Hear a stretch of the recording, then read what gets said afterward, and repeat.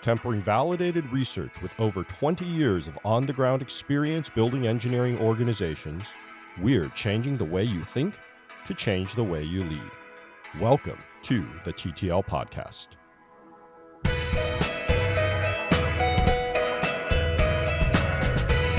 And we're back for another TTL Podcast episode, Mon-Chaio. We're going to dive in and get to the root of this issue, aren't we? We are, but there's only 5 routes. There's only 5 routes. Quite small. 5 routes. Yeah. The number 5 is important in this. We're going to be talking about the 5 core dysfunctions of a team.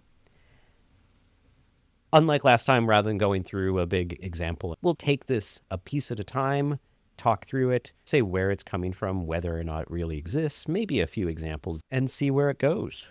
Should we just dive straight in? There's no need for a big introduction, I think. We're talking about the 5 dysfunctions of a team, which is a concept first published by Lencioni? Patrick Lencioni, in the book called The 5 Dysfunctions of a Team. And the book was, I believe, a leadership parable, yes? Yes, it was one of the big... There must have been a time period when these were really popular, where you write a story, and in the story has all of the lessons that you need to learn. You're right. We did one of these, which was the... which one was it? Was it? The Did we talk about the goal?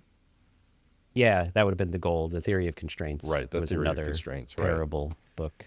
I guess they're a little more consumable, perhaps. Both of these I felt like were kind of easy reads in some ways, if a little bit condescending at times. I think the 5 dysfunctions is easier to read than the goal, but also it's much more direct in what you're supposed to learn than the goal is, I think. Right, yeah. Instead of going around and around. Absolutely. So there are, 5 dysfunctions of a team. The dysfunctions that he lists are absence of trust, fear of conflict, lack of commitment, avoidance of accountability, and inattention to results. Yep. And they compound, or they kind of grow on each other. So he has one that's foundational, trust. If you had trust, then you could have what he calls productive conflict, or just conflict. And if you could have productive conflict, you can have commitment. And if you have commitment, you can have accountability. And if you can have accountability, you can actually focus on results. Mm-hmm. A highly effective team has all 5 of those things, and a dysfunctional team will be lacking one or more of them in some way. Right. And Lencioni was not a researcher, I don't believe. Do you know his background? I actually don't, but I did look up to see if anyone has researched what he posited. Mm-hmm. And I found one PhD article, one PhD paper, which the PhD student went through and confirmed that all of these 5 functions or dysfunctions show up in other leadership and management literature. There is some evidence to support that they exist. Lencioni in the book gives a short survey. I have the survey from the PhD dissertation, which we'll link in the show notes. He did a kind of small survey validation test on it. So a few different methods for checking, is it consistent, is it reliable, does it seem connected to other concepts? And I think he correlated it with another survey for a few of the concepts. And basically he found they're all things that show up elsewhere in the literature, so it seems okay. And the survey seems connected to what it's trying to measure. Mm-hmm. So that was the outcome from that PhD paper. Which is really good because, as we were saying, Lencioni is not a researcher. He put his thoughts in sort of this leadership parable. He posits that there's this triangle of dysfunctions that build on top of each other, which I don't believe that triangle has ever been researched at all. I don't think he went into that kind of like interaction between them at all. Right. And he, in the book, has some tactics for addressing various portions of these dysfunctions, which also have not been researched or not research-backed. This isn't something that we would normally take and say, look, this is a prime breeding ground of tactics and learnings. And yet, like all good books, and I think The Five Dysfunctions of a Team has been quoted many times, it was written quite a while ago, I believe. Back in the 90s, I think. And it is something that I've heard quoted, even by people who don't study leadership. So it's pretty well known. And I think part of that is because it makes intuitive sense. Like, I think the triangle hasn't been studied, but you can imagine that in order to have productive conflict, you have to have trust.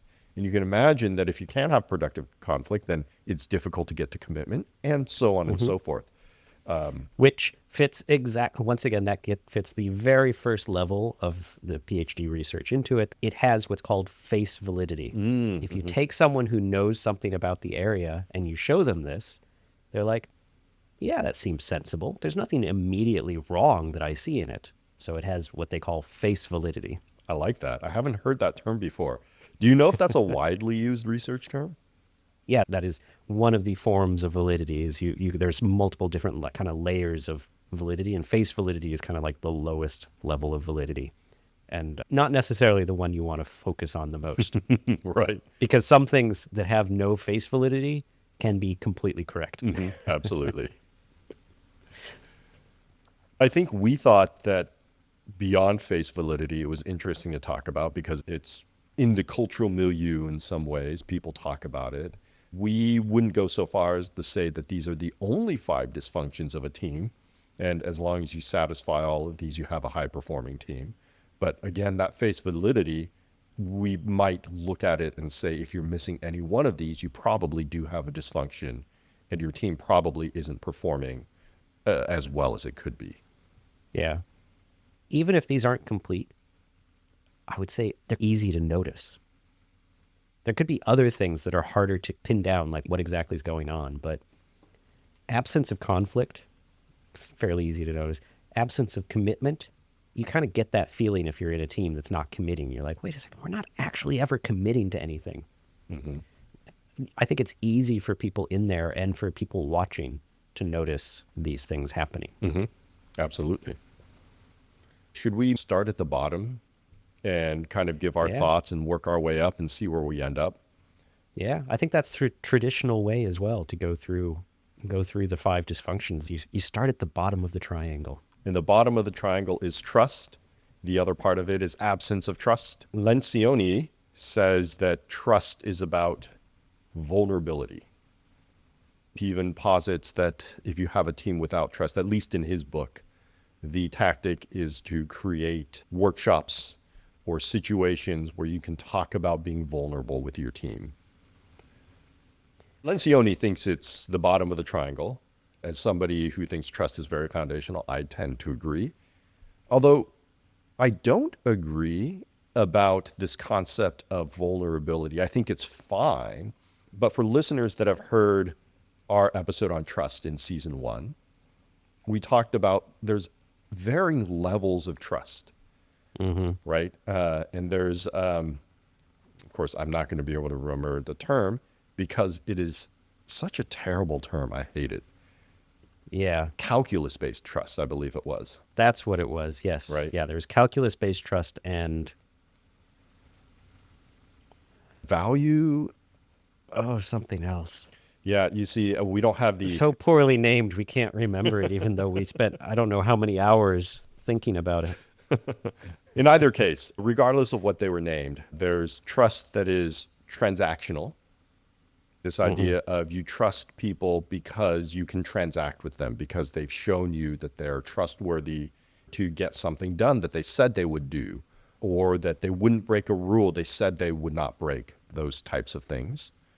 And then there's trust based more on knowing people, being vulnerable with them, understanding their wants and wishes. And that is a higher order of trust. I think in our trust episode, what we said is, look, transactional trust is the minimum that you need. The most high-performing organization should likely strive for the higher level of trust. I do agree that trust can be the bottom of this pyramid, but I think he is missing that perhaps you can just get away with this calculus trust-based trust or this transactional-based trust instead of having to be completely vulnerable. Yeah, to kind of bootstrap it, to prime the pump and get things going, you can kind of start with that. Yeah, I do recall thinking, I don't think immediately going to we start sharing life stories is necessary. Mm-hmm. It it it seems like a step kind of early. Now you might do it because you just want people to start talking. Mm-hmm. And maybe that's what you're trying to get out of it, is actually, let's just start talking on something that we won't have a disagreement about, so that we can get that first level of just enough trust to talk to each other. Mm-hmm. Right. And I think using vulnerability for different means, like you were saying, just to get people to open up, might be useful. And I think it absolutely is useful to establish a culture of being vulnerable. But I don't know about your experience, Andy. I have rarely been successful going into a team when saying, hey, I'm going to be vulnerable. And then all of a sudden people are like, oh, Oh, look at me. let me tell you about myself. Exactly. It's fun. I do think that like it's more of a cultural thing. It's not something that you can just kind of jump in and model and immediately you're going to see. Yeah. Yeah. I think that's true. I think it does take a little bit longer. I guess the question is, for these 5 dysfunctions, is that transactional trust enough to get you going to the next level? And I think it is. Yeah, I think it is as well. And I think there's research that backs this. Amy Edmondson, who did the teaming work, discovered this. I can't remember what type of trust they call it, but they discovered that you can build this transactional level of trust really quickly. That allows you, especially if you're reteaming all the time, to really be productive in short cycles. Oh, well, I have a new group of people I have to work with, but we're only going to last 3 weeks or a month. That this transactional level of trust can prime it enough that they can go and achieve results. The next level of the pyramid after trust is fear of conflict. And then the functional side of it is to have conflict. Mm-hmm. And Mon-Chaio, isn't conflict bad? Don't we just want to get along and agree on things? Yeah, we do. I was talking to somebody about this just today, 2 hours ago, I think. We do, but I think it's really difficult to get to where we need to go if people aren't willing to have some conflict. Which paper was it? I believe it was the Peter Principle paper that we were talking about, which said there's a difference between destructive consent and constructive dissent. Do you remember that? I do remember that. Was that Peter Principle? That might have been. I think it might have been. Maybe it wasn't. Well, I'm not going to be able to remember anymore. This is the problem once you're like 80 episodes. We've got so many of these that we know that they exist. We know that they're out there, but we can't keep it all straight. But sounds terrible. But I like yeah. We just have to work harder, Andy. Yeah. But I like that term, right? I think too often organizations are in destructive consent. An example being, product told us to do this, we're going to do it. This is what the spec says, we're going to do it. Customer said they want this blue, we're going to make it blue. The constructive dissent is trying to find the areas between the words and between the ideas to actually achieve the best result. To me, that's conflict. I don't know how you feel about that. To get to that point where we have gotten rid of the conflict, we first have to have the conflict. If you have a different understanding of what it is that we're doing than I do, it doesn't help us if I just stay silent and we go along with whatever you're saying. Now, it does help us if I say, I don't think that that's right. Here are my reasons, and we discuss them. So we've had that conflict in order to get to a place of consent. Mm-hmm. And we're not looking for conflict for the sake of conflict. We're looking for conflict to uncover information that wouldn't have been available to us. Mm-hmm. I agree. What about organizations that have no conflict because they have perfect understanding with each other? Everybody knows the information and understands it the same way. I would seriously doubt that ever exists. It doesn't mean that we can't immediately agree on some things. Some things it comes up and it's just like, yeah, none of us have any other information. We immediately agree on it. There's no need for conflict here. But if that's the way it always is, I'd be concerned. Even if we all immediately agree, I think that's where it can be useful to say, we all immediately agree on this a little too easily. Let's pick out one of us to be the devil's advocate. In the real meaning of the word, someone else advocate for some other side and push us on it. Because that also is the real test of, do we understand what it is that we're all agreeing to? Yeah, I liked that part of it. I think back to popular culture 3 weeks ago, maybe a month ago, I saw World War Z, that movie, for the first time. Have you seen that one with Brad Pitt? I've seen it, and I've read the book, and it's another one of these ones where I liked the book more. As is often the case. Yeah. There was a line in the movie where he is in the Israel compound and he asks the person, I was doing many things while watching this movie, so not paying a ton of attention. So he asked this Israeli character, how did you know to build a compound such that you were the last safe city and you can keep all the zombies out? And that character said something to the effect of, if 9 people agree, the 10th person must disagree and investigate. While I think that's a little rigid, I do like the idea. If people are agreeing all the time, designate someone to be the devil's advocate, to uncover more information. And you're right to laugh at this idea that in an organization, everyone has perfect information and interprets it the same way. What is the likelihood that a productive, effective company of more than 2 people are going to be able to get by with no conflict? I think they're probably just avoiding it and not really thinking about everything the same way. It can look like you have agreement and no conflict, but it can happen because people just don't have the energy to bring things up. I've seen this in various groups where you have the little whispers out of the meeting or behind closed doors where people are just like, this is such a stupid idea. Why are we doing this? And then when you get into the actual decision-making place, everyone's like, yep, let's do that. And that gets to why Lencioni says that this is like this pyramid. What that's really coming from is people don't have the trust that if they raise this, others who they know actually agree with them will support them, that they'll have the debate, and that the debate will matter. And so sometimes when people have no conflict, it's not that they're trying to preserve artificial harmony. It could be they just don't have the trust that their conflict would be helpful. That gets into an aspect of this model, which is that each one of these things can be caused not only from something in its own realm, but by things in the other areas as well. Yeah.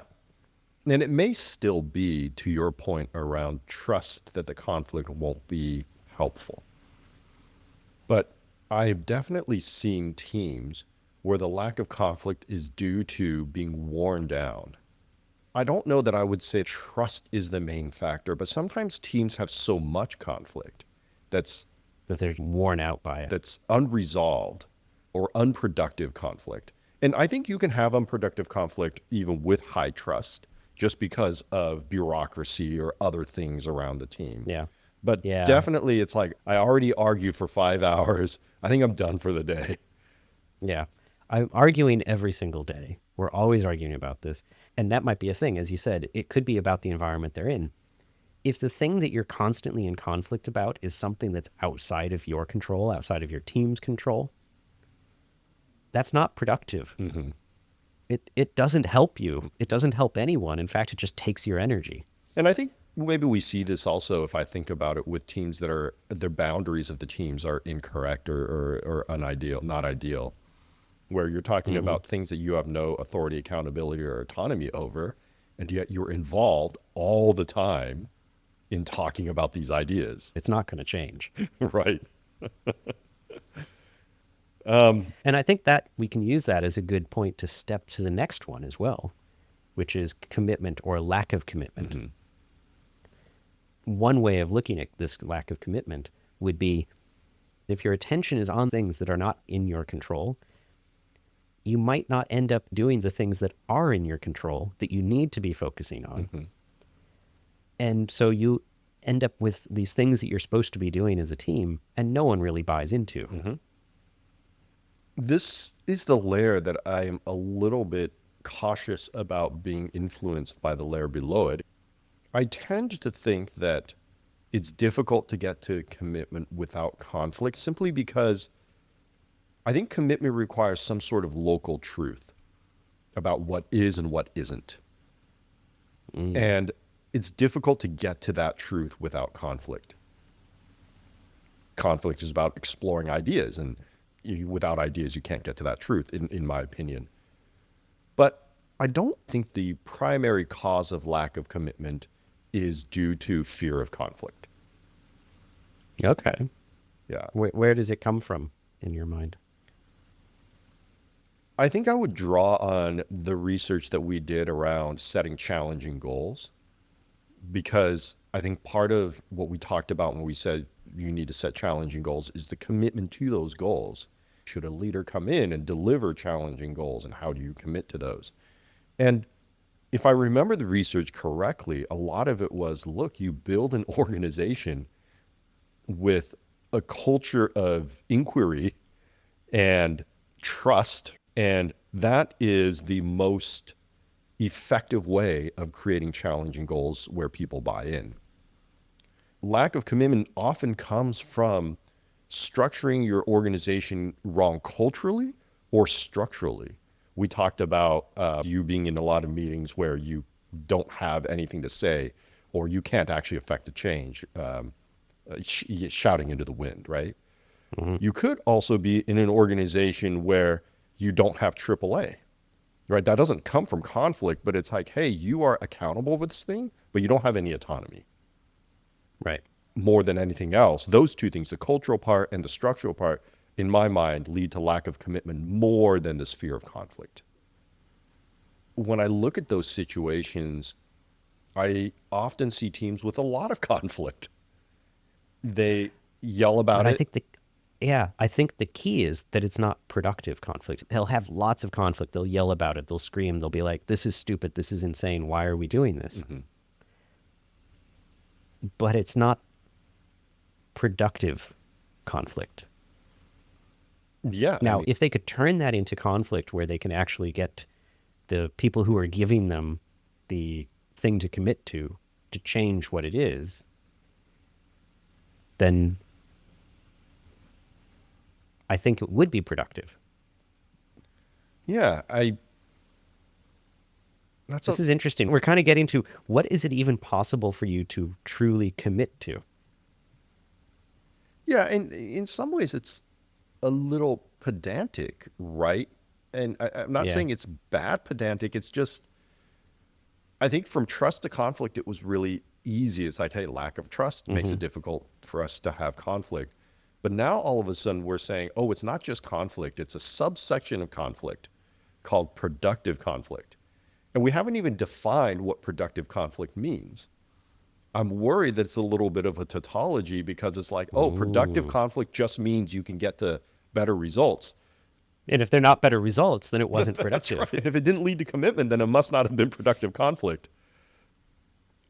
But I think the whole point is trust can enable both productive and unproductive conflict. And lack of trust, I think, can hinder all conflict, even unproductive conflict. Yeah. I do want to bring up one thing, which is that I'm looking in particular at the Table Group, which is Lencioni's consulting company, a PDF that they have about these. And one of the things they have on addressing the dysfunctions, they ask, does the team come to decisions quickly and avoid getting bogged down by consensus?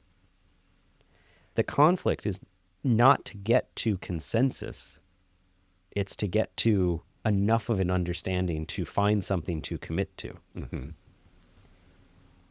And maybe that's the thing, helping the team find a way to commit to the thing that they're being asked to commit to, or find a way of changing what that thing is to something that they can commit to.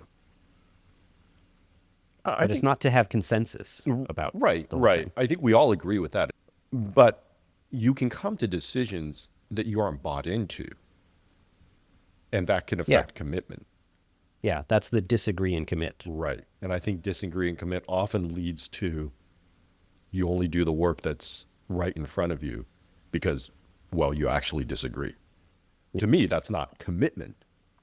And so then I worry that you can have this conflict, productive, I guess you would call it, that leads to a decision where people disagree and commit. Sometimes that is all you're looking for.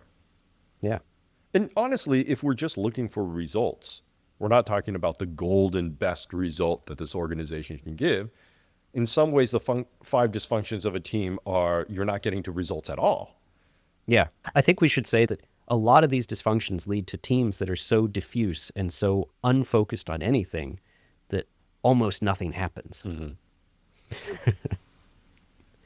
So in that case, I think you're right that sometimes just being able to put a name on a JIRA ticket so that we can get to the next part, that accountability part, is enough. And for people to agree, yep, my name belongs there to Yep. some level of agreement. Yeah. Which takes us on to the next one. Accountability. Accountability.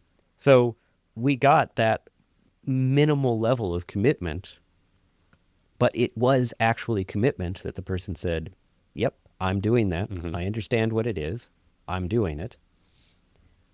Now, what you need is accountability. And they say avoidant accountability is avoiding interpersonal discomfort prevents the team members from holding one another accountable for their behaviors and performance. And I see this so often in stand-ups. Mon-Chaio, have you ever been in stand-ups with teams where basically they're going through their board and they're calling out like, okay, Mon-Chaio, tell us about this ticket. And Mon-Chaio, your response is, it's in progress. Okay, let's move on. It's like, that's actually avoidance of accountability. Yeah, I think the big part that speaks to me here, to reread what you were reading, prevents team members from holding one another accountable. It doesn't say prevent managers from holding team members accountable. I like that you leaned into what you need for personal accountability, the sharing of information, the ability to be vulnerable. I think a lot of what I see in your stand-up example, and I do see this, I would say I see this probably more than I see the other part of good stand-ups. Maybe it's an 80-20 split. Maybe it's even a 90-10. I think most stand-ups are this way. It's accountability to your manager, not accountability to your team members. And the team members themselves don't hold each other accountable. For whatever reason, I think a lot of it is siloing, a lot of it is cultural and whatnot. But I often tell new leaders when they ask, well, how do I scale? One of the things I tell them is you need peer accountability, not just manager accountability. So that's a culture thing. How are you going to build your team and your processes so that your peers are accountable to each other? I think that's really key. You're right. Good to call that out, because I called this out in like stand-ups, but you watch the exact same thing happen in like leadership team meetings, where maybe you're doing that go around where everyone's talking about what's happening in their area, and no one questions anyone else about what's going on. Someone says, "Oh yeah, we're working on this thing and we're doing this, and our system had some downtime and all that," and no one else like speaks up and says, "Tell me about that downtime. What did you learn? How did it happen? I want to understand." No one wants to hold the other person to account for what's going on in their area. And when that doesn't happen, it then starts falling on like the CTO is the only one who starts asking those questions. And then if the CTO is not there, they're on holiday or they have some important like meetings to go to raise funds for the company to keep going. The entire team never holds each other to account for what's going on. And so they kind of drift apart when the CTO isn't there, which is the worst fear of anyone in a leadership position, is that if I'm not here, it all falls apart. Or it should be the worst fear. Yeah. Yeah.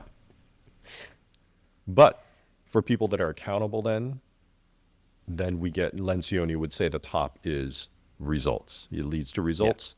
And the dysfunction here is inattention to results, where Which is the pursuit of individual goals or personal status, which actually, referring back to last episode, is that pathological type of organization. and here, I think this is a little muddy for me because I'm not sure that this leads from accountability. Maybe it does because your peers are holding you accountable for team results versus your personal results that you want to achieve. But from an individual standpoint, I think, yeah, you may have accountability, but you may steer that accountability towards your own personal goals, your career growth that you want to achieve, the status that you want to achieve, that sort of a thing. So I'm not sure that like follows directly from accountability. It's not so much that if you have accountability, you'll get focus on collective success. It's more that if you don't have accountability for those collective goals, you won't be able to focus on collective success. I see. And so then if you're not, then the vacuum leaves only focusing on individual success and personal goals. Yeah, because, well, there is no way to have collective success if you don't have accountability for what we're up to. So you might as well just focus on your own individual goal. What's interesting about this is most organizations tend to focus on individual goals. Oh, yeah. This is why so much of the research says stop doing that.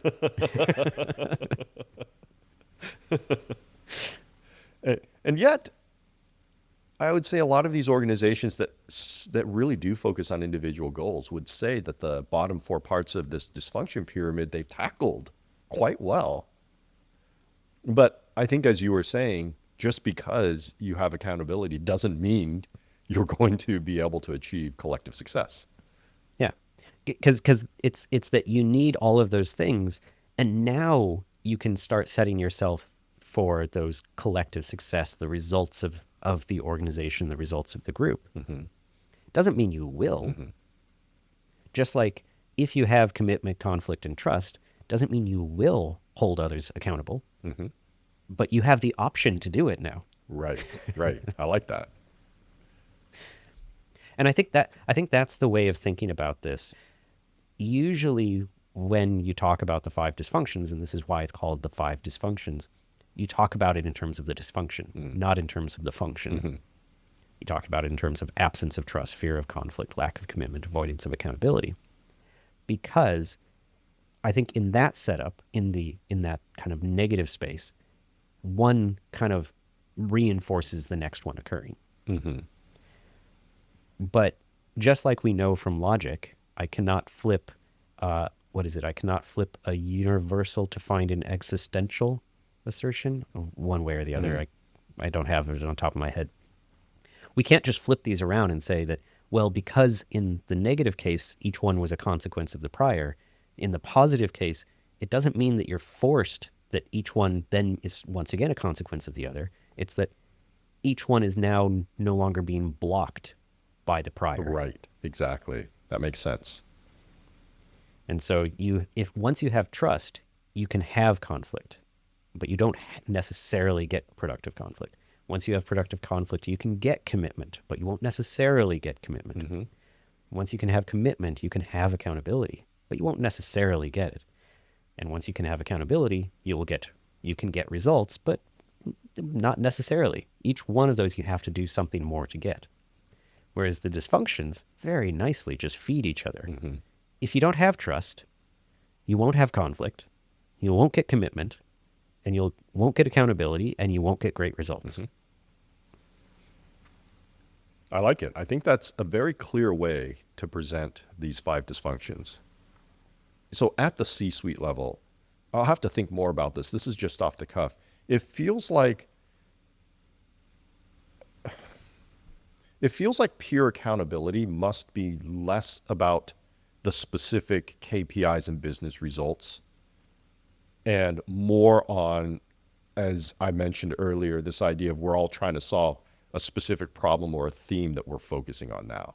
Because like, if I look at the sales organization and I see that they're 15% off their new contracts closed to dollars, in some ways that doesn't mean anything to me. I don't know how to hold them to account for that. When they say, oh, we're off because of seasonal values, and here's my chart on seasonal values, and also because federal funding fell short here, so people aren't applying for grants. Like, I don't know whether that's true. I'm not like deep in there. I'm not with the lobbyist. And so I kind of just have to take it at face value, right? There's some areas that I can absolutely probe, but for the most part, it feels difficult to hold them to account for that. And, you know, there's a lot of jargon, right? Like my financial partner, my CFO, is building models that they're calling 7+5 models, which I believe means you take the previous 7 to project the next 5.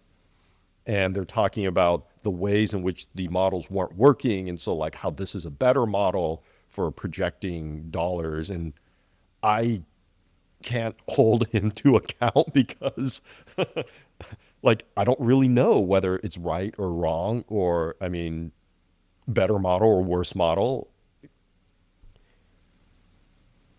Well, you should be holding them to account for the things that are the organizational goals at that executive suite level. So you'll have, I can't imagine that a particular model is an organizational goal. I would expect that the organizational goal is more along the lines of either investment or revenue streams or product strategy, doing those things. In which case, a CFO would be using the model to inform the conversation about how those things are going. Correct. And so then if I'm a direct consumer of the model, let's say I'm the CEO and I require the model to do fundraising or to project or to inform the board of what's going on, I as a CEO can hold the CFO to account for deficiencies in the model.